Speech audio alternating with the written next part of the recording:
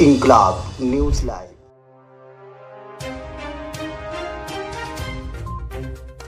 राज्यातील सहकारी आणि खासगी दूध प्रकल्पांना दूध पुरवठा करणाऱ्या दूध उत्पादकांना देण्यात येणाऱ्या 5 रुपयांऐवजी 7 रुपये अनुदान देण्याचा निर्णय राज्य मंत्रिमंडळाच्या बैठकीत घेण्यात आला आहे।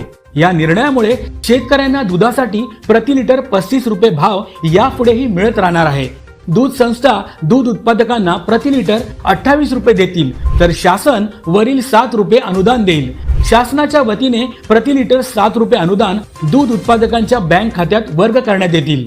राज्यात गाईच्या दुधाचे दर पडल्याने दूध उत्पादकांना अनुदान देण्याचा निर्णय महायुती सरकारने घेतलाय।